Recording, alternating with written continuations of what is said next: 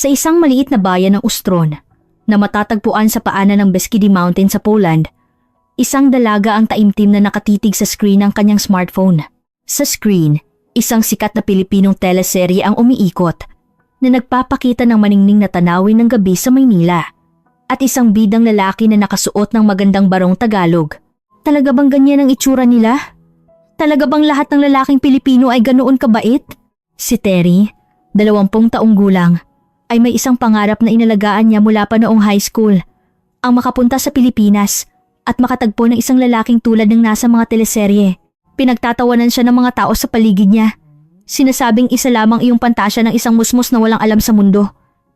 Ngunit sa puso ni Terry, isa na itong matatag na layunin. Bilang unang hakbang tungo sa kanyang pangarap, lumipat si Terry sa Krakow, isang malaking lungsod sa Timog Poland. Doon, nagtrabaho siya ng 12 oras araw-araw sa isang restaurant, naghahain ng mga pagkain upang makaipon para sa kanyang plane ticket papuntang Pilipinas. Ang kanyang koneksyon sa isang Pilipinong lalaki na nakilala niya sa isang language exchange app ay biglang naputol. Ngunit pagkalipas ng 2 buwan, muli silang pinagtagpo ng tadhana sa isang party. Bakit hindi mo sinagot ang mga mensahe ko? Ang matapang na tanong ni Terry ang naging simula ng kanilang pag-iibigan. At pagkaraan ng 9 na buwan, biniyayaan sila ng isang hindi inaasahang regalo, kambal na anak. Sa unang pagbisita ni Terry sa Pilipinas, sa unang kaarawan ng kanyang kambal na anak, lumuha siyang nakiusap sa kanyang mga biyenan. Pwede po ba akong manirahan dito sa Pilipinas? Gusto ko pa pong magkaanak ng isa. Paano nga ba ang pangarap ng isang simpleng dalaga mula sa probinsya ng Poland ay namukadkad sa Pilipinas kung saan siya ay naging ina ng 3 anak? Halina't pakinggan natin ang kanyang kwento. Ako ay pinanganak at lumaki sa Ustron, isang maliit na bayan sa Timog Poland. May populasyon na wala pang 15,000. Ito ay isang magandang lugar na napapaligiran ng Beskidi Mountains at may ilog Vistula na dumadaloy sa gitna nito. Tuwing taglamig, nababalot ito ng puting nyebe. At sa tag-araw, lunti ang kagubatan ang yumayakap sa bayan. Halos lahat ng tao rito ay magkakakilala. At maraming pamilya ang naninirahan sa iisang lugar sa loob ng maraming henerasyon. Ngunit para sa akin, ang Ustron ay isang mundong napakaliit at nakakasakal. Mula pagkabata, medyo naiiba na ako sa aking mga kaibigan. Habang sila ay naglalaro sa liwasang bayan o namamasyal kasama ang kanilang pamilya tuwing Sabado at Linggo, mas gusto kong manatili sa bahay, manood ng mga banyagang pelikula at magbasa ng mga libro. Akala ng aking mga magulang ay mahiyain ako. Ngunit ang totoo, gusto ko lang talagang malaman kung ano ang mayroon sa labas ng Ustron. Noong ako ay 16 na taong gulang, dinala ng kaibigan kong si Magda ang kanyang smartphone sa paaralan. Sa oras ng pahinga, palihim kaming nanood ng isang Pilipinong teleserye. Sa screen, bumungad ang maningning na tanawin ng gabi sa Maynila. Niyakap ng bidang lalaki ang bidang babae at sinabing, "Proprotektahan kita habang buhay." Sa sandaling iyon, pakiramdam ko ay huminto ang pagtibok ng aking puso. Ang lalaki sa teleserye ay tila mas mabait at mas responsable kaysa sa sinumang lalaking Polish na nakilala ko. Ang makulay na lungsod, ang mga eleganteng kasuotan, at higit sa lahat, ang kanyang pagnanais na protektahan ang taong mahal niya ay lubos na bumighani sa akin. Habang pinapanood ko ang eksenang iyon, naramdaman ko ang kakaibang kilig.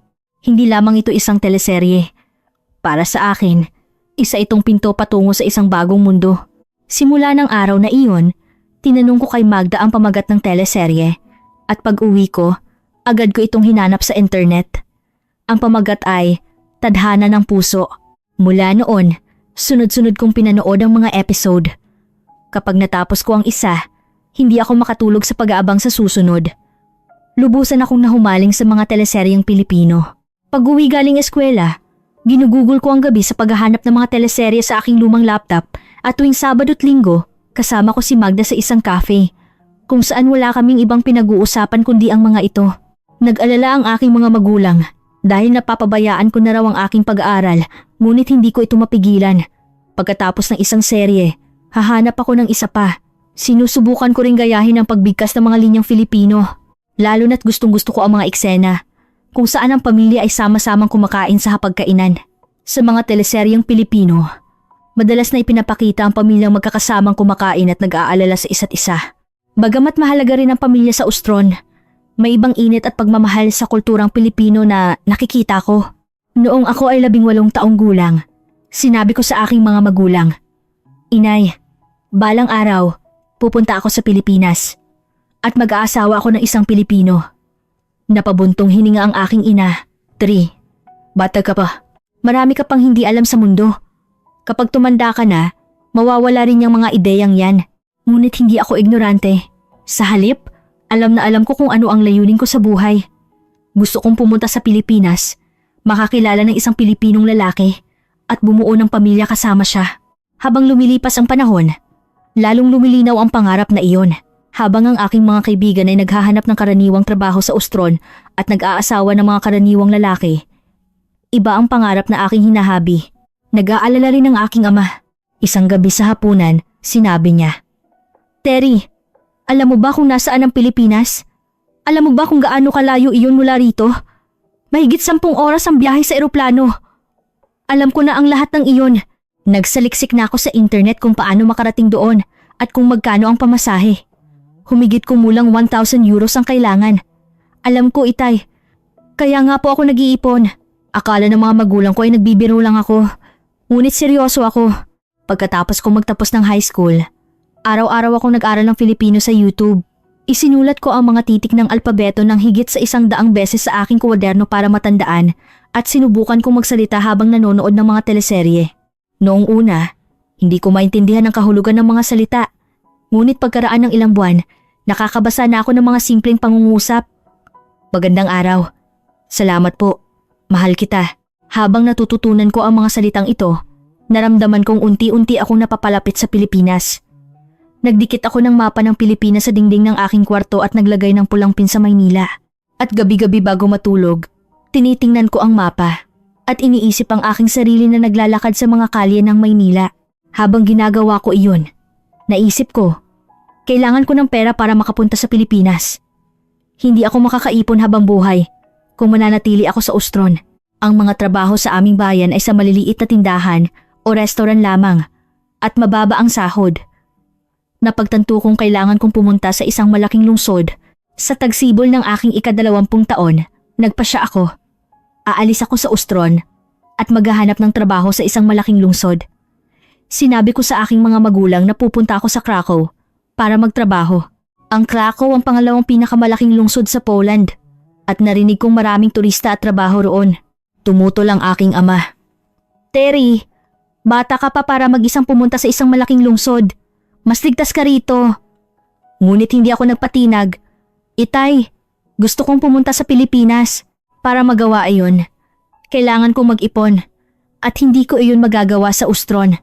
Magtatrabaho ako sa Krakow. Nag-aalalang sinabi rin ng aking ina. Terry, nag-aalala akong baka mapahamak ka. Mapanganib sa malalaking lungsod. Maraming masasamang tao. Hinawakan ko ng mahigpit ang kamay ng aking ina. Inay, mag-iingat po ako at tatawag ako palagi. Pakiusap, payagan ninyo ako. Sa huli, hindi napigilan ng aking mga magulang ang aking desisyon. Nag-impake ako ng mga damit sa isang maliit na maleta at sumakay sa bus papuntang Krakow. Habang pinagmamasdan ko ang unti-unting paglayo ng tanawin ng Ustron, bumilis ang tibok ng aking puso, kalahating pananabik, kalahating kaba. Habang lumiliit ang mga bundok at nawawala ang mga pamilyar na bahay, isang bagong tanawin ang bumungad sa akin. Ngunit sigurado ako, makakarating ako sa Pilipinas at makikilala ko ang taong nakatadhana para sa akin. Pagdating ko sa Krakow, agad akong naghanap ng trabaho.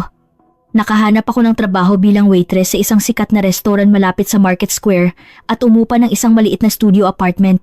Napakaliit ng kuwarto. May isang kama, isang maliit na mesa at isang aparador lamang. Ang tanging nakikita ko sa labas ng bintana ay ang pader ng katabing gusali. Ngunit hindi ko iyon ininda. Ito ang unang hakbang patungo sa aking pangarap. Ang unang linggo ay napakahirap. 12 oras akong nakatayo, naghahatid ng mga pagkain, kumukuha ng order at nagpupunas ng mga mesa. Namamaga ang aking mga paa at parang mababali ang aking likod. Gabi-gabi.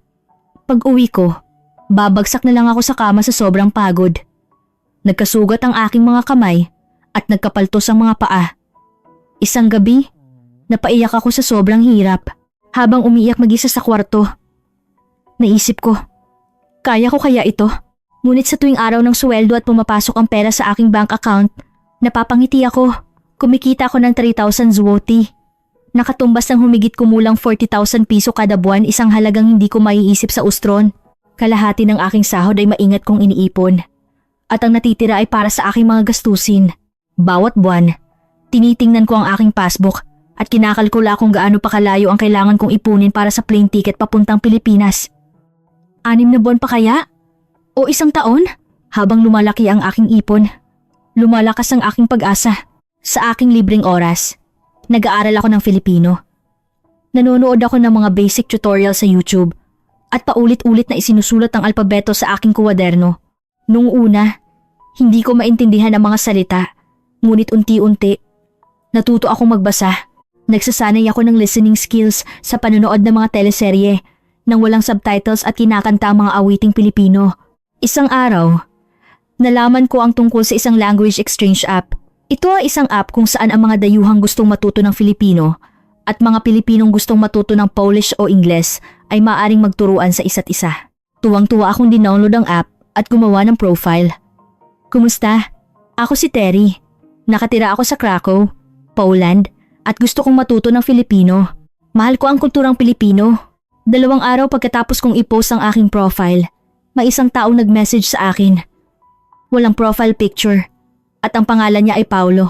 Habang binubuksan ko ang mensahe, naramdaman ko ang malakas na kabog sa aking dibdib. Kumusta? Isa akong Pilipino na nakatira sa Krakow. Gusto kong matuto ng Polish. Gusto mo bang mag-language exchange tayo? Sa sobrang gulat, nanginginig ang aking mga daliri. May Pilipino sa Krakow at gusto niyang makipag-language exchange? Ito na yata ang tadhana. Agad akong nag-reply. Oo naman. Kailan natin sisimulan? At doon nagsimula ang aming ugnayan ni Paulo. Ang language exchange namin ni Paulo ay hindi naging madali sa simula. Pareho kaming nahihiya at puro simpleng pagbati lang ang aming napag-uusapan. Magandang araw. Magandang araw din. Maganda ang panahon ngayon. Oo nga, mabilis na nauubos ang aming usapan at naiinis ako. Ngunit hindi ako sumuko. Ginamit ko ang translator para magtanong kay Paulo. Anong klaseng tao kaya si Paulo? Bakit siya nasa Krakow? Ano ang trabaho niya? Marami akong gustong malaman. Paulo, ano pong ginagawa ninyo sa Krakow? Nagtatrabaho ako para sa isang kumpanyang Pilipino. Masaya po ba ang trabaho ninyo? Oo. Medyo abala, pero okay lang. Nagtatrabaho naman po ako sa isang restaurant. Sobrang hirap kapag maraming customer. Ganoon po ba? Bagamat medyo alanganin pa rin ang aming pag-uusap, araw-araw akong nagpapadala ng mensahe kay Paulo. Nagsusulat ako ng maiikling pangungusap sa Filipino at hinihiling na itama niya ang aking mga pagkakamali. Mabait niyang itinutuwid ang mga ito at nagtatanong din siya ng mga salitang Polish na masigasig ko namang itinuturo. Lumipas ang 1 linggo, 2 linggo at unti-unting humahaba ang aming mga pag-uusap. Maraming ikinuwento si Paulo tungkol sa kulturang Pilipino, tungkol sa paggamit ng po at opo sa mga nakatatanda, na ang mga matatanda ang unang kumukuha ng pagkain sa hapagkainan at ang pagmamano bilang pagbati tuwing Pasko. Namangha ako sa lahat ng iyon. Makalipas ang 1 buwan, lakas loob kong tinanong si Paulo. Paulo, gusto mo bang mag-usap tayo sa isang messaging app? Mas madali kasi doon. Nag-alinlangan sandali si Paulo bago sumagot. Sige, ito ang numero ko. Napasigaw ako sa tuwa. Nagulat ang kasama ko sa kwarto at nagtanong kung ano ang nangyari. Ngunit ngumiti lang ako. Habang isinasave ko ang numero ni Paulo, tinanong ko ang kanyang buong pangalan. Paulo po, ano po ang buong pangalan ninyo? Pakisulat po sa alpabeto. Paulo Cruz. Maingat kong inilagay ang pangalan ni Paulo sa aking telepono. Paulo Cruz. Paulit-ulit kong binigkas ang pangalan. Paulo Cruz. Paulo Cruz. Tila may espesyal sa pangalang iyon. Mula ng araw na iyon, halos araw-araw kami nag-uusap sa chat. Sa kabila ng kanyang abalang schedule, itinutuwid ni Paulo ang aking mga pangungusap sa Filipino at ibinabahagi ko naman ang tungkol sa kulturang Polish at mga masasarap na kainan sa Krakow. Naging mas malawak din ang aming mga paksa. Mula sa pag-aaral ng wika, napunta kami sa pang-araw-araw na buhay, mga libangan at mga pangarap. Ikinuwento rin sa akin ni Paulo ang tungkol sa mga pagkaing Pilipino. Adobo, sinigang, lechon, Kare-kare. Habang naririnig ko ang mga pangalang iyon, napalunok ako. Balang araw, kapag nakapunta ako sa Pilipinas, titikman ko lahat yan. Isang araw, nagpadala si Paulo ng kanyang litrato. Nakasuot siya ng face mask, ngunit paulit-ulit kong tiningnan ang litrato. Nakasuot siya ng itim na jacket at nakatayo sa isang kalye sa Krakow. Pamilyar ang mga gusali sa likuran. Malapit iyon sa Market Square na madalas kong puntahan. Ano kaya ang itsura niya? Ano kaya ang boses niya? Kapag nagkita kami, kasing bait kaya siya ng mga lalaki sa teleserye? Nagpadala rin ako ng litrato ko. Nakasuot ako ng uniforme ng restaurant. Ngunit sinabi ni Paulo na ang ganda mo. Namula ang aking mukha sa sinabi niya. Tumingin ako sa salamin at nag-isip. Ano kaya ang iisipin ni Paulo sa akin? Maganda rin kaya ako sa paningin niya? Lalo pang dumalas ang aming pag-uusap. Ikinuwento ni Paulo ang buhay niya sa Maynila. At ikinuwento ko naman ang aking pagkabata sa Ustron. Nagtapos daw si Paulo ng business management sa kolehiyo, habang ako naman ay nagtrabaho agad pagkatapos ng high school. Ngunit pagsapit ng katapusan ng Mayo, unti-unting dumalang ang mga reply ni Paulo. Kung dati ay ilang oras lang, ngayon ay inaabot na ng isang araw bago siya sumagot. Nag-alala ako. Ngunit sinubukan kong huwag ipahalata. Baka na-pressure siya sa kadadaldal ko. O baka nawala na siya ng interes sa akin. Paulo, mukhang sobrang abala ninyo po nitong mga nakaraang araw. 2 araw bago dumating ang sagot niya. Oo, pasensya na. Sobrang daming trabaho. Sumagot ako na okay lang, ngunit may lungkot sa isang sulok ng aking puso. Araw-araw kong tinitingnan ang aking telepono, ngunit walang mensahe mula kay Paulo. Pagsapit ng kalagitnaan ng Hunyo, tuluyan na siyang huminto sa pagsagot sa aking mga mensahe. 3 beses akong nag-message sa loob ng 1 linggo, ngunit hindi man lang niya ito tiningnan. Sa huli, sumuko na ako. Ibinaba ko ang aking telepono at napabuntong hininga.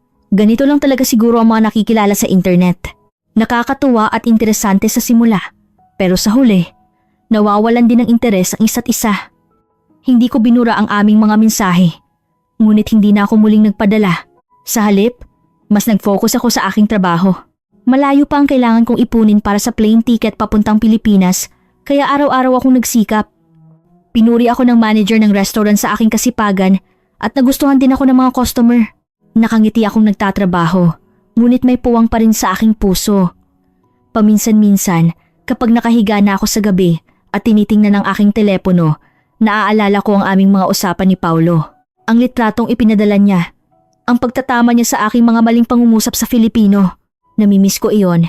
At minsan ay binubuksan ko ang aming message thread, ngunit hindi ako nagpapadala ng mensahe. Naisip kong baka ma-pressure lang siya kung ako ang unang mag-message. Siguro, itinuring lang akong language exchange partner ni Paulo. Naisip ko. Hindi niya ako itinuring na espesyal. Hindi tulad ko. Kalimutan ko na lang siya. Kapag nakapunta ako sa Pilipinas, makakakilala rin ako ng iba.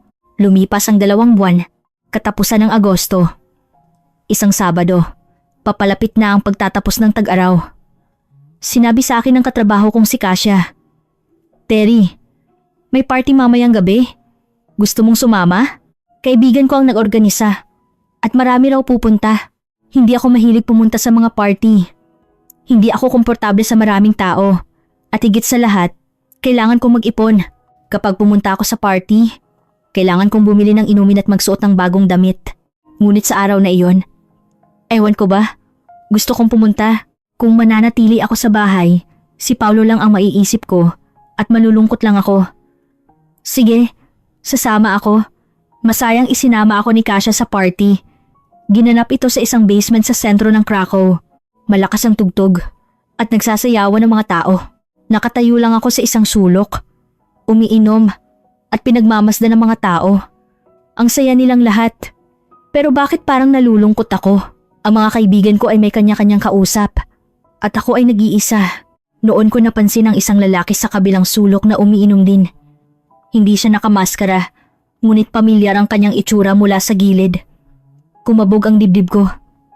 Hindi kaya si Paulo? Kamukha niya ang lalaki sa litratong ipinadala ni Paulo. Pareho ang itim na jacket. At halos magkasing tangkad sila. Dahan-dahan akong lumapit sa lalaki. Nang makalapit ako, nakumpirma ko siya nga ang lalaking kachat ko. Sobrang bilis ng tibok ng puso ko na halos hindi ako makahinga. Hindi ko na napigilan at hinawakan ko ang kanyang braso. Paolo? Nagulat ang lalaki at tumingin sa akin. Opo, sino po sila? Ako to, si Terry. Bakit hindi mo sinagot ang mga mensahe ko? Nanlaki ang mga mata ni Paolo. Terry? Ikaw ba talaga yan, Terry? Oo, ako nga. Nagkamot ng ulo si Paolo na parang nahihiya. Pasensya na talaga. Sobrang naging abala nitong mga nakaraang buwan kaya hindi ako nakapag-reply. Sorry talaga. Nalungkot ako. Ngunit nang makita ko siya ng personal, nawala lahat ng iyon. Sa wakas, nakita ko na ang taong matagal ko nang iniisip. Mas gwapo si Paolo sa personal kaysa sa litrato. At ang ganda ng boses niya. Ngumiti ako at sinabi, okay lang, pero sa susunod, samahan mo ako sa paborito kong coffee shop. Sobrang ganda roon. Nag-alinlangan sandali si Paolo bago tumango. Sige, nang gabing iyon, hindi ako nakatulog pag-uwi. Hindi maalis sa isip ko ang mukha ni Paolo. Hindi man siya perpekto tulad ng mga lalaki sa teleserye. Ngunit gusto ko ang kanyang pagiging seryoso at tapat. At higit sa lahat, naaalala niya ako at humingi siya ng tawad isang bagay na ramdam kong taos-puso. Baka siya na ang taong nakatadhana para sa akin. Kinabukasan pagkatapos ng party, nag-message ako kay Paolo. Paolo, natuwa akong makita ka kahapon. Kailan tayo pupunta sa coffee shop? Ilang oras ang lumipas bago siya sumagot. Sa Sabado, pwede ka ba? Sa sobrang tuwa, napatalon ako mula sa aking pagkakahiga. Nagulat ang kasama ko sa kwarto, ngunit hindi ko siya pinansin. Oo, pwede. Magkita tayo ng 3:00 ng hapon. Napakabagal ng paglipas ng isang linggo hanggang Sabado. Araw-araw, habang nagtatrabaho ako sa restaurant, si Paolo lang ang nasa isip ko. Anong isusuot ko? Anong pag-uusapan namin? Ano kaya ang iisipin niya sa akin? Gulong-gulo ang isip ko. Pagkatanggap ko ng sahod, agad akong pumunta sa isang maliit na butik at bumili ng isang magandang bestida. Isang mapusyaw na asul na bestida na bumagay sa kulay ng aking balat. Tinanong ako ng kaibigan kong si Kasia, saan galing yung bestida mo? May kadate ka, no? Namula ako habang sumasagot. Hindi kailangan ko lang. Ngunit tumawa si Kasia at sinabi, sinungaling, sigurado akong may katatagpuin kang lalaki. Yung Pilipino, no? Naikwento ko na kasi kay Kasia ang tungkol kay Paolo. Sa wakas, dumating ang Sabado. Inilabas ko mula sa aparador ang bago kong bestida at maingat na inayos ang aking buhok. Habang nakatingin sa salamin, naglagay ako ng lipstick at kaunting pabango. Natatawang nagtanong ang kasama ko sa kwarto. Terry, may date ka? Namula ang aking muka habang sumasagot. Hindi makikipagkita lang sa kaibigan. Ngunit sa puso ko, espesyal na si Paolo. 3:00 ng hapon, naghihintay ako kay Paolo sa harap ng paborito kong coffee shop malapit sa Cracov's Main Square. Makalipas ang 5 minuto, natanaw ko siyang naglalakad papalapit. Nakasuot ng itim na jacket at maong. Mas gwapo pa siya kaysa sa inaasahan ko. Sa sobrang kaba, hinigpitan ko ang hawak sa aking mga kamay. Kumusta, Terry? Kumusta, Paolo? Dito tayo, pasok na tayo. Ang coffee shop ay maliit at may mainit na kapaligiran. Ang mga mesang gawa sa kahoy, mga antigong sofa at mga painting sa dingding ay nagbibigay ng payapang pakiramdam. Ang sikat ng araw na tumatago sa bintana ay nagpapainit sa loob. Umupo kami sa tabi ng bintana at inirekomenda ko kay Paolo ang specialty ng coffee shop, ang lavender tea. Sobrang sarap ng lavender tea nila rito. Subukan mo. Tumango si Paolo at umorder. Nang dumating ang aming tsaa, unti-unti kami nagsimulang mag-usap. Gaano ka nakatagal dito sa Krakow, Paolo? Mga 2 taon na. Nagtatrabaho ako sa Polish branch ng isang kumpanyang Pilipino. Masaya ba ang trabaho mo? Nag-isip sandali si Paolo bago sumagot. Masaya, pero sobrang abala nitong mga nakaraang araw. May sideline din kasi ako kaya walang oras. Sideline? Anong sideline? Isang maliit na food cart business. May mga pwesto ko sa iba't ibang lugar sa Krakow at ako ang namamahala. Pagkatapos ng trabaho o tuwing weekend, iniikot ko yung mga pwesto para mag-restock o mag-ayos. Humanga ako sa sinabi ni Paolo. Nagtatrabaho sa umaga at may sideline pa sa gabi, talagang masipag siyang tao. Ang mga lalaking Polish na kilala ko ay dumidiretso sa bar o nagpapahinga sa bahay pagkatapos ng trabaho. Pero iba si Paolo. Kaya pala hindi ka nakasagot sa mga mensahe ko. Naiintindihan ko na. Nahihiyang tumingin si Paolo. Pasensya na talaga. Hindi ko sinasadyang baliwalain ka. Wala lang talagang oras. Pumapasok ako ng alas 8 ng umaga at umuwi ng alas 6 ng gabi. Pagkatapos, iikot ko pa yung mga food cart kaya nakakauwi ako ng pasado alas 11 na. Ngumiti ako at iwinagayway ang aking kamay. Okay lang. Ang mahalaga, nagkita na tayo ngayon. Naging mas natural ang aming pag-uusap. Ikinuwento ni Paolo ang tungkol sa Pilipinas at ikinuwento ko naman ang buhay sa probinsya sa Poland. Ipinanganak at lumaki raw siya sa Maynila. Pagkatapos ng kolehiyo, na-assign siya sa Polish branch ng kanilang kumpanya. Noong una, nahirapan siyang masanay. Ngunit ngayon ay gusto na niya ang Krakow. Tinanong din ako ni Paolo, Terry, bakit mo gustong matuto ng Filipino? Sinabi kong totoo. Dahil mahilig ako sa mga teleseryeng Pilipino. At balang araw, gusto kong makapunta sa Pilipinas. Ngumiti siya at sinabi, Salamat sa pagmamahal mo sa Pilipinas. Sana makapunta ka balang araw. Nang marinig ni Paolo na mahilig ako sa mga teleserye, natatawa siyang nagtanong, Anong mga teleserye ang gusto mo? Tuwang-tuwa akong sumagot. Lahat, pero lalo na yung mga love story. Paborito ko yung mga eksena kung saan pinoprotektahan ng bidang lalaki ang bidang babae. Napangiti si Paolo. Medyo exaggerated ang mga teleserye. Hindi ganoon karomantiko ang totoong buhay. Umiling ako. Hindi totoo yan. Naniniwala akong ganoon talaga ang mga lalaking Pilipino sa mga teleserye. Lahat sila ay mababait at responsable. Medyo nagulat si Paolo sa sinabi ko. Ang pure mo pala, Terry. Namula ang aking mukha sa sinabi niya. Ngumiti si Paolo at humigop ng tsaa, habang ako naman ay nakatitig sa kanyang mukha. Hindi man siya perpekto tulad ng mga lalaki sa teleserye. Ngunit si Paolo ay mukhang seryoso at tapat. Mas gusto ko iyon. Pagkalipas ng halos 2 oras na pag-uusap, sinabi ni Paolo, Kailangan ko nang umalis. I-check ko pa kasi yung mga food cart ngayong gabi. Nalungkot ako. Ngunit tumango ako. Sige, magkita na lang tayo ulit sa susunod. Ngumiti si Paolo at sumagot. Oo naman.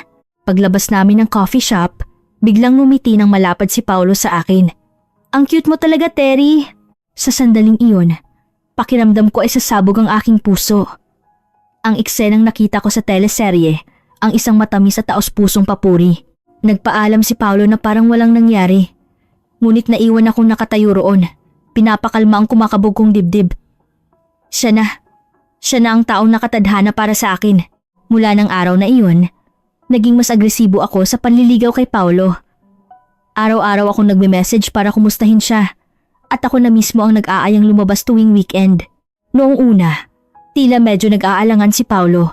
Ngunit unti-unti, tinanggap niya ang aking nararamdaman. Nagkikita kami 1 o 2 beses sa isang linggo at pinupuntahan namin ang iba't ibang cafe at restaurant sa Krakow. Makalipas ang 1 buwan, hindi ko na naitago ang aking nararamdaman. 1 linggo ng hapon, namamasyal kami sa tabi ng ilog Vistula. Ang paglubog ng araw ay kumikinang sa ilog at marahan ang ihip ng hangin. May mga magkasintahan na magkahawak kamay na naglalakad at mga batang nagtatakbuhan. Lakas loob kong sinabi kay Paolo, Paolo, gusto kita. Huminto sa paglalakad si Paolo at tiningnan ako. Namula ang aking mukha, ngunit hindi ako umiwas ng tingin. Seryoso ako. Gusto kong makasama ka palagi. Nanahimik sandali si Paolo. Kinabahan ako, ngunit hinintay ko ang kanyang sagot. Tanging ang agos ng ilog ang maririnig. At tila huminto ang oras. At dahan-dahang nagsalita si Paolo. Terry, gusto rin kita. Pero isa akong Pilipino na nakatira sa ibang bansa at ikaw ay taga Poland. Hindi ito magiging madali. Umiling ako. Hindi mahalaga yon. Ang gusto ko ay makasama ka. Wala nang iba pang importante. Napabuntong hininga si Paolo at ngumiti. Ang tapang mo pala talaga. Nang araw na iyon, opisyal na kaming naging magkasintahan. Mula nang maging kami ni Paolo, araw-araw ay parang panaginip. Gaano man kahirap ang trabaho sa restaurant, nawawala lahat ng pagod ko kapag nakikita ko si Paolo pagkatapos. Nag-date kami sa mga maliliit na cafe sa Krakow, namamasyal sa tabi ng ilog Vistula tuwing weekend at nanonood ng sine. Medyo iba si Paolo sa lalaking nasa teleserye na pinangarap ko. Wala siyang mga bonggang sorpresa o pasabog. Ngunit kapag malungkot ako, tahimik niyang hahawakan ang aking kamay. At kapag may sakit ako, Ibibili niya ako ng gamot. Hindi siya masalita. Ngunit ipinaparamdam niya sa gawa na mahalaga ako sa kanya. Isang araw, napaso ako ng mantika sa restaurant. Pagkatapos ng trabaho ni Paulo, agad siyang dumating at bumili ng gamot para sa paso sa botika. Dahan-dahan niyang ipinahid ang gamot sa aking kamay at sinabing, "Mag-ingat ka sa susunod ha." Sa mga salitang iyon, halos maiyak ako. Isang Sabado, isinama ako ni Paulo sa pag-iikot niya sa kanyang mga food cart. "Terry, ipapakita ko sa iyo kung ano ang ginagawa ko." Inikot namin ang iba't ibang lugar sa Krakow para i-check ang mga pwesto. Nag-restock si Paulo ng mga paninda. Kinuha ang benta at inayos ang mga sira. Habang pinagmamasdan ko siya, lalo akong humanga. Bawat isang food cart ay maingat niyang inaalagaan. Pinupunasan pa niya ang salamin para luminis. Napakasipag niyang tao. Naisip ko, "Paolo, ang sipag mo talaga." Ngumiti si Paulo at sumagot, "Kailangan magsikap para kumita. Kailangan ko mag-ipon para makabili ng bahay sa Pilipinas balang araw." Kumirot ang dibdib ko sa sinabi niya. Babalik si Paulo sa Pilipinas balang araw. Paano na ako? Dahan-dahan kong tinanong si Paulo. "Paulo, kapag bumalik ka na sa Pilipinas, paano na ako?" Huminto sandali si Paulo at tiningnan ako. "Edi, isasama kita." Sa mga salitang iyon, halos maiyak ako. Seryoso pala ang iniisip ni Paulo para sa akin. Hinigpitan ko ang hawak sa kanyang kamay. Kung ganoon, mas mag-aaral pa akong mabuti ng Filipino. Ngumiti si Paulo at hinaplos ang aking ulo.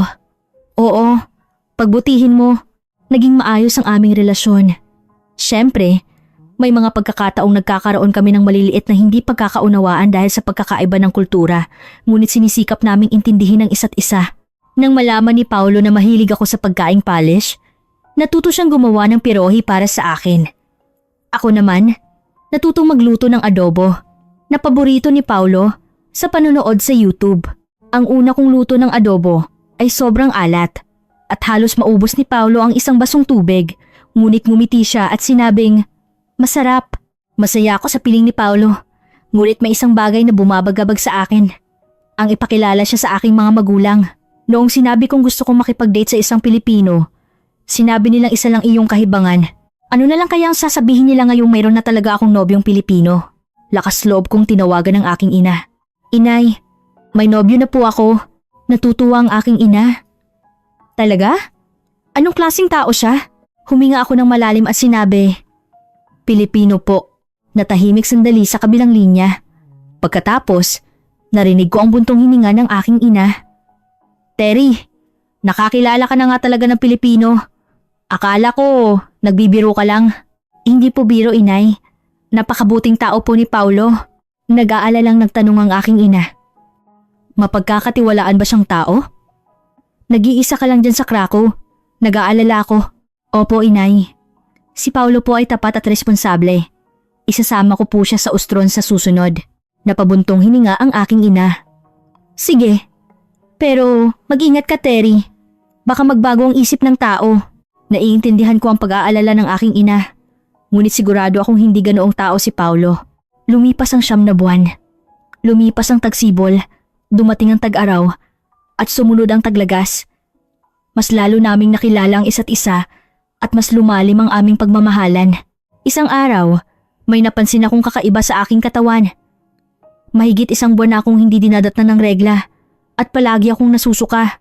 Paggising ko sa umaga, nasusuka ako at nawalan ako ng gana sa mga pagkaing dati kong paborito.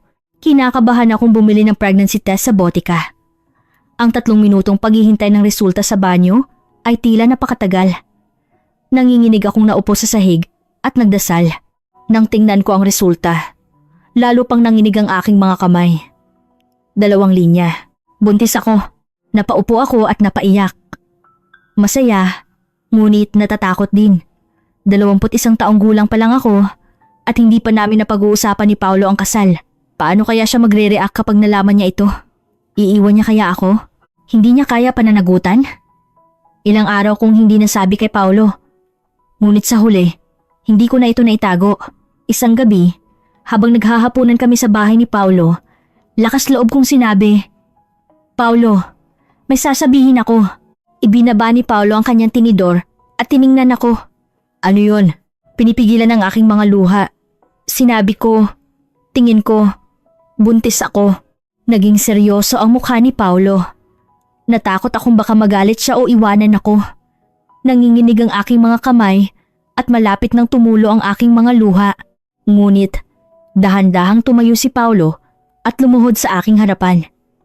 Terry, pakasal na tayo. Nagulat akong tumingin kay Paulo. Ano? Seryoso ang mukha ni Paulo habang hinahawakan ng aking mga kamay. Nagulat din ako. Pero pananagutan ko kayo ng anak natin. Pakasal na tayo. Bumuo tayo ng pamilya. Bumuhos ang aking mga luha. Hindi ako iniwan ni Paulo. Sa halip, sinabi niyang pananagutan niya ako. Tumango ako habang sumasagot. Oo, sige. Nang araw na iyon, kami ay nagkasundong magpakasal. Ilang araw matapos malaman ang pagbubuntis, sinamahan ako ni Paulo sa isang obgyn sa Krakow. Moderno at malinis ang ospital. Habang nakaupo ang ibang mga buntis sa waiting area, kinakabahan kong hinigpitan ang hawak sa kamay ni Paulo. Habang isinasagawa ang ultrasound, biglang nagulat ang doktor. Wow! Congratulations! Kambal yan! Sabay kaming napasigaw ni Paulo. Ano po? Ngumiti ang doktor at itinuro ang screen. Tingnan ninyo rito. 2 ang sanggol. Kambal. Napakaswerte ninyo. Hindi ako makapagsalita. Kambal? Isa pa lang ay mahirap na. Paano pa kaya ang 2? Hinigpitan ni Paulo ang hawak sa aking kamay at sinabing, Kaya natin to. Tutulungan kita. Nakatanggap ako ng lakas ng loob mula sa mga salita ni Paulo. Oo nga, kaya natin to. Napakabigat na sabihin sa aking mga magulang ang tungkol sa pagbubuntis. Pagkatapos ng ilang araw na pag-iisip, sa wakas ay tumawag ako. Nanginginig ang aking mga kamay at halos hindi ko mahawakan ng maayos ang telepono. Inay, buntis po ako. Narinig ko ang buntong hininga ng aking ina sa kabilang linya. Ano? Terry, anong sinasabi mo? Pinipigilan ng aking mga luha. Sinabi ko, may nobyo po akong Pilipino. Papakasalan niya po ako. At kambal po. Nanahimik sandali ang aking ina. At may buntong hininga, sinabi niya. Terry, akala ko bata ka pa, pero dalaga ka na pala. Yung lalaking yan, pananagutan ka ba talaga niya? Tumango ako at sumagot. Opo inay, mabuting tao po si Paulo. Tapat at responsable. Napabuntong hininga ang aking ina.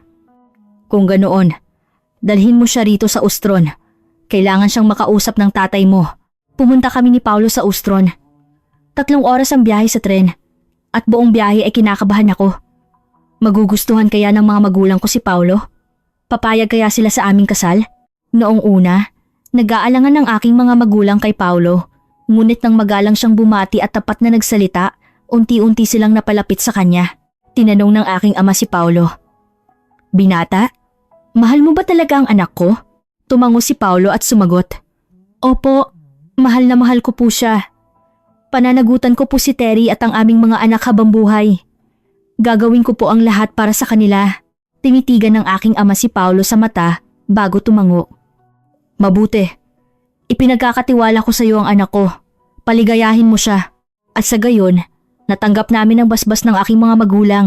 Sa panahon ng aking pagbubuntis, huminto ako sa pagtatrabaho sa restoran at nagpahinga sa bahay. Araw-araw pagkatapos ng trabaho, inaalagaan ako ni Paulo. At tuwing weekend, namamasyal kami para sa mga sanggol. Habang unti-unting lumalaki ang aking tiyan, lalo akong nasasabik. Malapit nang dumating ang araw na makikita ko ang aking kambal na anak. Ibinili ako ni Paulo ng mga damit ng sanggol at inihanda ang stroller. Isang araw, may dalang maliit na kahon si Paulo. Terry, tingnan mo to. Sa loob ng kahon ay may 2 pares ng maliliit na sapatos ng sanggol. Isang pares ay asul at ang isa ay mapusyaw na asul. Napakaliit at cute ng mga sapatos. Napaluha ako habang tinitingnan ng mga ito. Paolo? Salamat! Ngumiti si Paulo at hinaplos ang aking tiyan. Excited na akong makita ang mga anak natin. Dumating ang araw ng panganganak. Nang magsimula ang labor, napaiyak ako sa sobrang sakit. Hindi ko akalain na ganito kasakit. Hinigpitan ni Paulo ang hawak sa aking kamay at sinabing, Terry, konting tiis na lang. Malapit mo nang makita ang mga baby. Konting push pa. Nakakuha ako ng lakas mula sa mga salita ni Paulo. Pagkalipas ng ilang oras, Isinilang ang aming kambal na anak. Ang panganay ay 3.2 kilo at ang bunso ay 3.3 kilo. Nang marinig ko ang iyak ng mga sanggol, bumuhos ang aking mga luha. Ina na ako. Ina ng kambal. Ngumiti si Paolo habang karga ang mga sanggol. Ang cute ng mga anak natin. Terry, ang galing mo. Masaya akong nakatingin kay Paolo at sa aming mga anak. Ito ang buhay na pinangarap ko. Ngunit ang pag-aalaga ng kambal ay mas mahirap kaysa sa inaasahan ko. Hindi ako makatulog ng maayos sa gabi at buong araw ay nagpapalit ako ng diaper at nagpapadede. Kapag tumahan ng isa, iiyak naman ng isa pa kapag pareho silang inaalagaan. Pagod na pagod ako. Sinusubukan ni Paolo na tumulong hanggat kaya niya pagkatapos ng trabaho, ngunit kailangan din niyang asikasuhin ang kanyang sideline kaya kulang ang oras. Isang araw, sa sobrang pagod, napaiyak na lang ako. Niyakap ako ni Paolo at sinabing, Terry, sorry. Dapat mas tumutulong ako. Umiling ako. Hindi. Alam kong pagod ka rin. Siguro mahina lang ako. Hinaplos ni Paolo ang aking ulo at sinabi, Hindi ka mahina, Terry. Ang galing mo nga eh. Superwoman ka. Sa mga salitang iyon, nakakuha ako ng lakas. Oo nga, kaya ko to. Nag-isang taon na ang aming kambal na anak. Sa loob ng panahong iyon, abala ako sa pag-aalaga sa kanila. Hindi ako makatulog ng maayos sa gabi. At pagod na pagod sa buong araw na pagpapalit ng diaper at pagpapadede. Ngunit kapag nakikita ko ang mga ngiti ng aking mga anak, nawawala lahat ng pagod ko. Nang unang beses nila akong tawaging mama, pakiramdam ko ay nasa akin na ang lahat sa mundo. Sinabi sa akin ni Paolo, Terry, punta tayo sa Pilipinas. Gusto na silang makita ng mga magulang ko. Nagpadala na sila ng plane ticket. Nasabik ako. Sa wakas, makakapunta na ako sa Pilipinas. Ang lugar na matagal ko nang pinapangarap. Maingat kong inihanda ang mga damit ng mga bata at mga pasalubong para sa aking mga biyanan. Bumili ako ng mga tradisyonal na gawang kamay mula sa Poland, mga palamuting amber, at pulot na gawa sa ustron. Sa eroplano, sobrang kabog ng dibdib ko. Mahigit 10 oras ang biyahe, ngunit hindi ako nakatulog. Habang nakatingin sa labas ng bintana, naisip ko, sa ilalim niyan, nandoon na ang Pilipinas. Pagdating namin sa Ninoy Aquino International Airport, napaluha ako. Ang airport na nakikita ko lang sa mga teleserye, ang mga karatula na nakasulat sa Filipino at ang mga Pilipino lahat ay parang panaginip. Napakalaki at moderno ng airport at mabilis ang galaw ng mga tao. Paglabas namin ng airport, naghihintay ang mga magulang ni Paolo. Pagkakita sa akin ng biyanan kong babae, tumakbo siya papalapit at niyakap ako ng mahigpit. Naku iha, siguradong nahirapan ka, pagod na pagod ka. Habang yakap ako sa kanyang mainit na dibdib, napaiyak ako. Hinaplos ng biyanan ko ang aking likod at sinabi, Okay na, ito na ang bahay natin. Ako na ang bahala sa lahat. Kinuha niya ang kambal at masayang ngumiti. Naku, ang mga apo ko, ang gagwapo. Kamukhang kamukha ni Paolo. Pumunta kami sa bahay ng mga biyanan ko sa Maynila. Isang condominium unit na malinis at maluwag. May malaking sofa at telebisyon sa sala. At tanaw mula sa balkonahe ang siyudad. Maraming inihandang pagkain ng aking biyenan na alam niyang magugustuhan ko. Terry, iha, gutom ka na siguro. Nagluto si nanay ng adobo at pansit palabok. Kumain ka ng marami. Naantig ako at napaluha na naman. Itinuring ako ng biyenan ko na parang tunay na anak. Sa hapagkainan, nakahain ng adobo, pansit palabok, sinigang at iba't ibang ulam. Habang kumakain ako ng pagkain Pilipino, naramdaman ko ang kaligayahan. Sa loob ng ilang araw, nanatili ako sa piling ng aking mga biyenan. Maagang gumigising ang aking biyenang babae para asikasuhin ang mga bata. At ang biyenan kong lalaki naman ay nakikipaglaro sa kanila. Sa unang pagkakataon, nakapagpahinga ako mula sa pag-aalaga ng mga anak. Nakatulog ako ng mahimbing at nakaramdam ng kapanatagan. Isang linggo pagkatapos naming dumating, sinamahan ako ng aking biyenan sa isang supermarket. Napakalinis sa loob at maayos na nakadisplay ang mga produkto. Hindi maikukumpara sa mga supermarket sa Poland. Ibinili ako ng biyenan ko ng iba't ibang bagay habang nagtatanong, Terry, iha, natikman mo na ba to? Masarap tong chichirya. Hindi pa po. Sige, bili tayo. Matutuwa ang mga apo ko. Bili rin tayo nito. At yun, Napaluhan na naman ako sa kabaitan ng aking biyenan. Naalala ko ang mga araw sa Poland na mag-isa at nahihirapan akong mag-alaga ng kambal. Ngunit dito, may nag-aalala sa akin at may mga taong nagmamahal sa aking mga anak. Isang araw, isinama ako ng biyenan kong lalaki sa Greenbelt sa Makati. Terry, mag-shopping tayong dalawa ngayon. Ang mga bata, bantay muna ng lolo at tatay nila. Magkahawak kamay kaming naglakad ng aking biyenan sa mga kalye ng Greenbelt. Hindi ako makapaniwala na nilalakad ko na ang lugar na nakikita ko lang sa mga teleserye. Puno ng tao ang kalye at naglalakihan ng mga tindahan. Mga tindahan ng kosmetiko, damit, alahas lahat ay bago sa akin. Ibinili ako ng biyenan ko ng damit at kosmetiko. Terry, iha, bagay ito sa kulay mo. Subukan mo. Hinigpitan ko ang hawak sa kamay ng aking biyenan at sinabi, Nay, salamat po. Maraming salamat po. Ngumiti ang biyenan ko at sumagot. Ano ka ba? Pamilya tayo. Dapat lang nagawin ko to para sa manugang ko. Sa mga salitang iyon, napaluha na naman ako. Naramdaman ko sa Pilipinas ang tunay na init ng isang pamilya. Gabi, isinama kami ng aking mga biyenan sa isang rooftop bar para makita ang skyline ng Maynila. Mula sa itaas, napakaganda ng tanawin ng gabi. Ang libu-libong ilaw na kumikinang at ang ilog na dumadaloy sa gitna ng syudad ay parang eksena sa pelikula. Nakikita ko na ng personal ang tanawing dati sa teleserye ko lang napapanood. Hinigpitan ko ang hawak sa kamay ni Paulo at sinabi, Paulo, ang ganda pala talaga ng Pilipinas. Ngumiti si Paulo at sumagot, Talaga? Mabuti naman at nagustuhan mo. Lumapit sa akin ang aking biyenan at sinabi, Terry, nagustuhan mo ba ang Pilipinas? Tumango ako. Opo, sobrang gusto ko po. Mababait ang mga tao rito. Malilinis ang mga daan. Lahat ay maganda. Ibang-iba sa Poland. Ngumiti ang aking biyenan at tinapik ang aking balikat. Kung ganoon, bumisita ka kahit kailan mo gusto. Ituring mo itong sarili mong bahay. Palagi kang welcome dito. Sa mga salitang iyon, uminit ang aking puso. Pakiramdam ko, nakahanap na ako ng tunay na tahanan sa Pilipinas.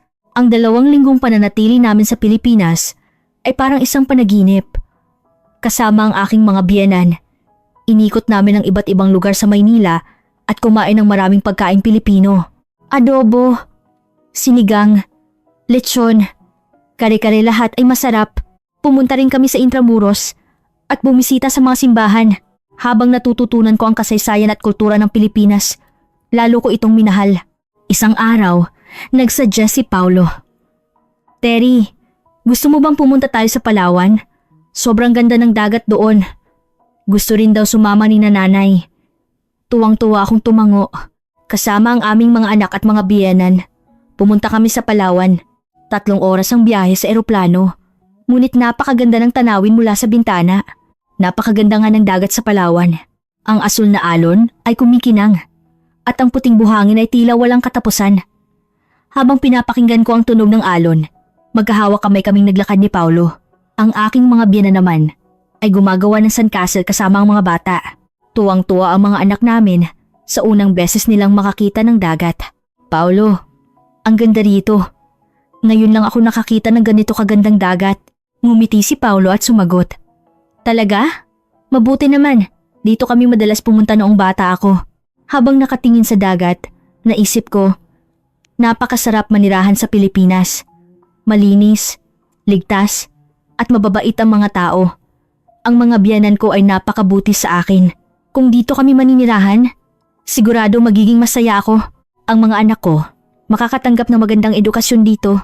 At bigla kong naisip, sana magkaanak pa kami ng isa. Gusto ko ng babae. Siguradong matutuwa rin ang mga biyenan ko na magkaroon ng apo na babae. Mahal na mahal ko ang aking kambal. Ngunit gusto ko ring maranasang mag-alaga ng isang anak na babae. Dahan-dahan kong tinanong si Paulo. Paulo, gusto mo bang dito na lang tayo tumira sa Pilipinas? Nagulat si Paulo. Sa Pilipinas? Pero may trabaho pa ako sa Krakow. May kontrata pa ako. Hinigpitan ko ang hawak sa kamay ni Paulo. Paulo, minahal ko na ang Pilipinas. Dito ko gustong palakihin ang mga anak natin. At gusto ko pa ng pangatlong anak. Nagulat si Paulo at nagtanong. Pangatlo? Terry, hindi ba't nahirapan ka sa pag-aalaga ng kambal? Sobrang hirap noon, di ba? Umiling ako. Mahirap nga. Pero kung may mga taong tulad ng mga magulang mo na tutulong sa atin, pakiramdam ko kaya kong mag-alaga kahit 10 anak. Paolo, pakiusap. Dito na tayo tumira. Sobrang gusto ko rito. Nanahimik sandali si Paolo. Hinintay ko ang kanyang sagot. Tanging ang tunog ng alon ang maririnig. At nakatingin lang si Paolo sa dagat. At dahan-dahang nagsalita si Paolo. Terry, pag-iisipan ko. Kailangan ko rin kausapin si nanay at tatay. Hindi ito isang desisyon na madaling gawin. Tuwang-tuwa akong niyakap si Paolo. Salamat, Paolo. Nang gabing iyon, nanatili kami sa isang hotel sa Palawan. Pagkatapos patulugin ng mga bata, sinabi ko sa aking mga biyanan. Nay, Tay, pwede po bang dito na lang kami tumira sa Pilipinas? Minahal ko na po ang Pilipinas. At gusto ko pa pong magkaanak ng isa. Nagulat ang aking biyenan at nagtanong, Pangatlo? Terry, iha, hindi ba't nahirapan ka sa kambal? Kaya mo ba? Sobrang hirap na niyan kapag 3 na. Tumango ako. Opo, kaya ko po. Tutulungan niyo naman po ako, di ba? Gusto ko po ng anak na babae. At gusto kong palakihin ang mga anak ko rito sa Pilipinas. Ngumiti ang aking biyenan. Welcome na welcome kayo rito. Kung makakasama namin ang aming mga apo at manugang, wala na kaming mahihiling pa. Tutulungan namin kayo. Huwag kang mag-alala. Ngumiti rin ang aking biyanan at tumango. Oo nga, dito na kayo tumira. Kakausapin ko si Paolo. Si nanay na ang bahalang kumumbinsi sa kanya. Niyakap ko ng mahigpit ang aking mga biyanan. Napakasaya ko. Ilang araw ang lumipas. Nakapagdesisyon na si Paolo. Dahil sa aming pangungumbinsi ng kanyang mga magulang, sa wakas ay pumayag na siya. Sige, lilipat na tayo sa Pilipinas. Maghahanap ako ng trabaho doon. Tutulungan din daw tayo ni nanay at tatay. Kaya magsisimula tayo ng bagong buhay sa Pilipinas. Napasigaw ako sa tuwa. Talaga? Paolo, salamat! Ngumiti si Paolo at hinaplos ang aking ulo. Kung saan ka masaya, masaya na rin ako. At sa totoo lang, namiss ko na rin ang Pilipinas. Sa wakas, natupad ko ang aking pangarap, ang manirahan sa Pilipinas. Pagbalik namin sa Krakow, sinimulan naming maghanda para sa paglipat. Nag-resign si Paolo sa kanyang trabaho. At inayos ko naman ang aming mga gamit. Hindi madaling ayusin ang mga naipon namin sa loob ng 2 taon. Ngunit masaya ako sa pag-iisip na lilipat na kami sa Pilipinas. Nang sabihin ko sa aking mga magulang, medyo nalungkot sila. Ngunit binasbasan nila ako para sa aking kaligayahan. Terry, maging masaya ka. Paminsan-minsan, bumisita ka sa Ostron. Kapag na-miss mo kami, umuwi ka. Opo, inay. Babalik po ako. At tatawag po ako palagi. Niyakap ako ng mahigpit ng aking ina at umiyak. Dalaga na talaga ang anak ko. Proud na proud si inay sa'yo. 3 buwan ang lumipas. Lumipat na kami sa Pilipinas. Pagdating namin sa NAIA, napaluhan na naman ako. Ito na ang aking tahanan. Inihanda ng aking mga biyanan ng isang condominium unit para sa amin sa Laguna. Malinis at maluwag. At may magandang lawas sa malapit. Sa unang gabi, habang nakatingin sa labas ng bintana, naisip ko, isa na akong Pilipino. Dito ko papalakahin ang aking mga anak. At dito na ako tatanda. Sa wakas, natupad na ang pangarap ko. Napakakumbinyente ng buhay sa Pilipinas. Ang food delivery ay dumarating sa loob ng 30 minuto at ang next day delivery ay nasa harap na ng pinto kinabukasan. Noong una, sa sobrang bago sa akin, araw-araw akong umu-order. Fried chicken, pizza, sushi, lahat ay masarap. Kapag namamasyal kami sa lawa kasama ang mga bata, binabati kami ng mga kapitbahay. Isang araw, nakausap ko ang isang kapitbahay. Ay, taga-Poland ka pala? Ang galing mong mag-Filipino. Salamat po. Pinag-aralan ko po ng mabuti. Ngumiti ang ale. Mahirap mag-alaga ng kambal, no? Kung may kailangan ka, sabihin mo lang. Magkapitbahay tayo, kaya dapat magtulungan. Naantig ako sa kanyang mainit na mga salita. Napakabait talaga ng mga Pilipino. Nakahanap ng trabaho si Paolo sa Pilipinas at ako naman ay nasa bahay para alagaan ng mga bata.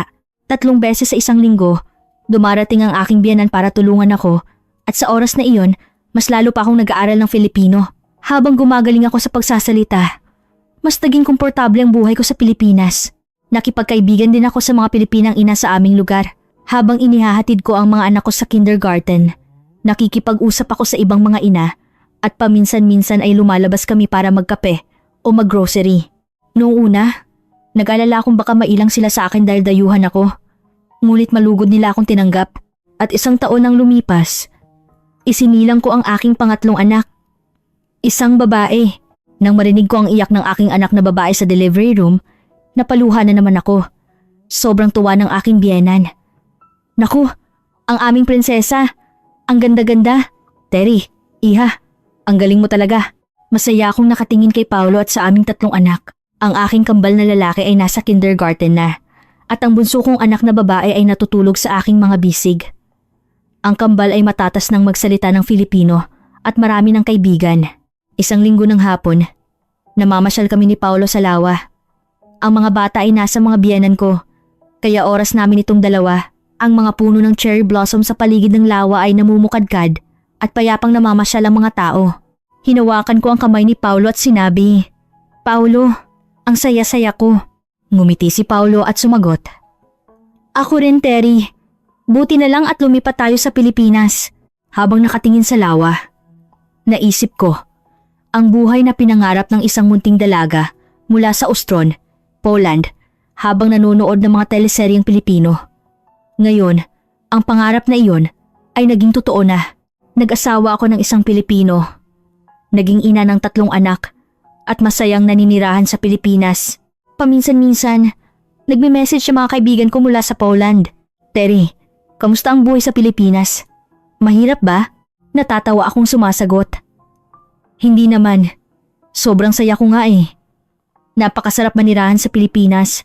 Mababait ang mga tao, maayos ang sistema, at higit sa lahat, napakabuti ng pamilya ko sa akin. Isa na akong ganap na Pilipinang ina." Sa umaga, naghahanda ako ng baon para sa mga bata. Sa hapon, namamasyal kami sa lawa. At sa gabi, sama-sama kaming naghahapunan. Paminsan-minsan, dumarating ang aking mga magulang mula sa Poland at namamasyal kami sa Pilipinas. Tuwing Pasko at Bagong Taon, pumupunta kami sa bahay ng aking mga biyenan para magdiwang. Noong una, hindi ako sanay sa mga tradisyon. Ngunit ngayon ay sanay na ako. Ang aking kambal na lalaki ay matatas na mag-Filipino. At ang bunso kong anak na babae ay unti-unti nang natututong magsalita. Si Paolo ay masipag sa kanyang trabaho. At ako naman ay masayang nag-aalaga ng aming mga anak sa bahay. Marami na rin akong naging kaibigang Pilipinang ina. At marami pa akong natututunan tungkol sa kulturang Pilipino. Isang araw, tinanong ako ng aking biyenan, "Terry, iha, pinagsisihan mo bang pumunta ka sa Pilipinas?" Umiling ako at sumagot, "Hindi po, Nay. Hinding-hindi po. Ang pagpunta ko po sa Pilipinas ang pinakamagandang desisyon na ginawa ko sa buhay ko. Sobrang saya ko po rito." Ngumiti ang aking biyenan at hinawakan ang aking kamay. "Ang buti-buti mong manugang." Si Nanay rin. "Sobrang saya na dumating ka sa buhay namin." Habang nakatingin sa labas ng bintana, naisip ko, ang buhay na pinangarap ko habang nanonood ng mga teleserye sa Ostron. Ngayon, ang pangarap na iyon ay naging totoo na. Nakabuo ako ng isang napakasayang pamilya sa mainit na yakap ng Pilipinas. At ngayon, sinasabi ko sa aking mga anak, mahal na mahal ni Mama ang Pilipinas. Napakaswerte ninyo na dito kayo ipinanganak at lumaki. Natatawang sumasagot ang aking kambal, "Mama, mahal din po namin ang Pilipinas." Ang bunso kong anak na babae na nakaupo sa aking kandungan ay tumatawa at pumapalakpak. Niyakap ko ng mahigpit ang aking mga anak at ngumiti. Ito ang buhay na pinangarap ko. Ang mabuhay ng masaya sa Pilipinas kasama ang mga taong mahal ko. Araw-araw, paggising ko, nagpapasalamat ako sa bansang ito na nagbigay daan sa lahat ng ito at sa pamilyang nagmamahal sa akin. Minsan, namimiss ko ang aking mga magulang sa Ostron, ngunit madalas kaming nagvi-video call at umuwi ako sa Poland minsan sa 1 taon. Ngayon, mahal na rin ng aking mga magulang ang Pilipinas. Noong una silang bumisita, sobrang namangha sila. Sa ganito kalinis at kaligtas na bansa pala nakatira ang anak namin. Paminsan-minsan, nanunood pa rin ako ng mga teleseryeng Pilipino. At naiisip ko, ang buhay na pinangarap ko habang nanonood ng teleserye, iyon na ang buhay ko ngayon at mas masaya pa ito kaysa sa anumang teleserye.